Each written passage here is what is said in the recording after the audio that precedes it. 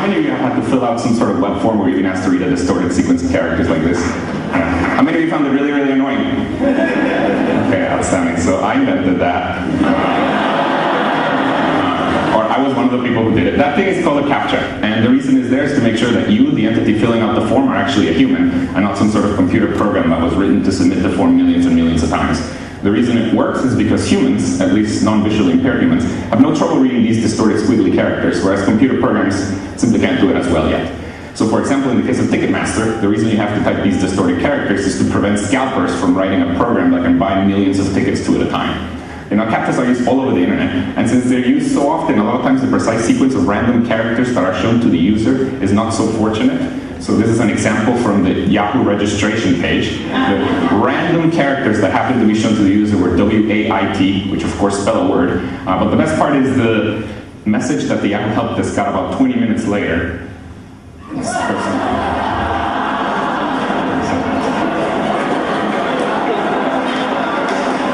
person thought they needed to wait. This of course is not as bad as this poor person who... Okay, now, CAPTCHA project is something that we did here at Carnegie Mellon over 10 years ago, and it's been used everywhere. Let me now tell you about a project that we did a few years later, which is sort of the next evolution of CAPTCHAs. It's a project that we call reCAPTCHA, which is something that we started here at Carnegie Mellon, then we turned it into a startup company, and then about a year and a half ago, Google actually acquired this company. So let me tell you what this project started. Okay, so this project started from the following realization. It turns out that approximately 200 million CAPTCHAs are typed every day by people around the world. Okay. When I first heard this, I was quite proud of myself. I thought, look at the impact that my research has had. But then I started feeling bad. So here's the thing. Each time you type a CAPTCHA, essentially, you waste 10 seconds of your time. And if you multiply that by 200 million, you get that humanity as a whole is wasting about 500,000 hours every day typing these annoying CAPTCHAs. So then I started feeling bad. And then I started thinking, well, of course we can't just get rid of CAPTCHAs because the security of the web sort of depends on them. But then I started thinking, is there any way in which we can use this heifer for something that is good for humanity? So, see, here's the thing. While you're typing a CAPTCHA, during those 10 seconds, your brain is doing something amazing. Your brain is doing something that computers cannot yet do. So can we get you to do useful work for those 10 seconds? Another way of putting it is there's some humongous problem that we cannot yet get computers to solve, but that somehow we can split into tiny 10-second chunks, such that each time somebody solves a CAPTCHA, they solve a little bit of this problem. And the answer to that is yes, and this is what we're doing now. So what you may not know is that nowadays, while you're typing a CAPTCHA, not only are you authenticating yourself as a human, but in addition, you're actually helping us to digitize books. Okay, so let me explain how this works. So there's a lot of projects out there trying to digitize books. Google has one, the Internet Archive has one, Amazon now with the Kindle is trying to digitize books. Basically the way this works is you start with an old book, like a physical thing. You've seen those things, right? Like a book. Okay. So you start with a book and then you scan it. Now, scanning a book is like taking a digital photograph of every page of the book. It gives you an image for every page of the book. This is an image with text for every page of the book. The next step in the process is that the computer needs to be able to decipher all of the words in this image. That's done using a technology called OCR, for optical character recognition, which takes a picture of text and tries to figure out what the text is in there. Now, the problem is that OCR is not perfect, especially for older books where the ink has faded and the pages have turned yellow. OCR cannot recognize a lot of the words. For example, for things that were written more than 50 years ago, the computer cannot recognize about 30% of the words. So what we're doing now is we're taking all of the words that the computer cannot recognize, and we're getting people to read them for us while they're typing a CAPTCHA on the internet. Okay, so next time you type a CAPTCHA, these words that you're typing are actually words that are coming from books that are being digitized that the computer cannot recognize. And now, the reason we have 2 words nowadays instead of 1 is because you see one of the words is a word that the system just got out of a book. It didn't know what it was, and it's going to present it to you. But since it doesn't know the answer for it, it cannot grade it for you. So what we do is we give you another word, one for which the system does know the answer. Okay, we don't tell you which one's which, and we say, please type both.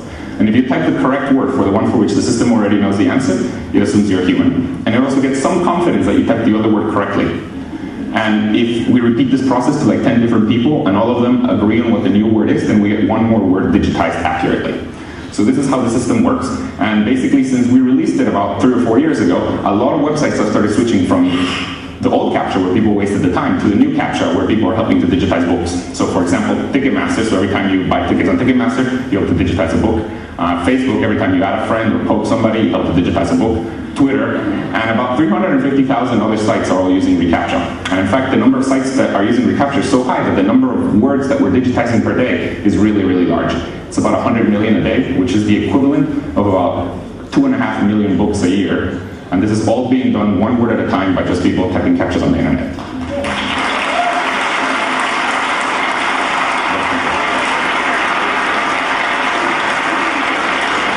Of course, since we're doing so many words per day, funny things can happen. And this is especially true because, see, now we're giving people two randomly chosen English words next to each other.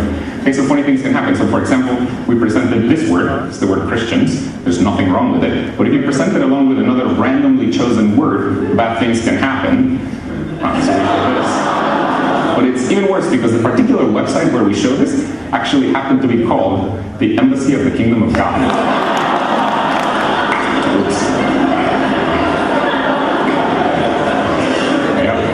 Here's another really bad one, johnedwards.com.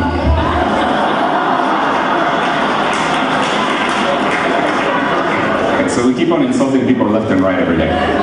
Now, of course, we're not just insulting people. See, here's the thing. Since we're presenting two randomly chosen words, just interesting things can happen. So this has given rise to a really big internet meme that tens of thousands of people have participated in, which is called CAPTCHA art. I'm sure some of you have heard about it. Here's how it works. Okay, imagine you're using the internet and you see a CAPTCHA that you think is somewhat peculiar, like this CAPTCHA. Then what you're supposed to do is you take a screenshot of it, then, of course, you fill out the CAPTCHA because you help us digitize a book. But then, first you take a screenshot, and then you draw something that is related to it. That's how it works. There are tens of thousands of these. Some of them are very cute. Some of them are funnier.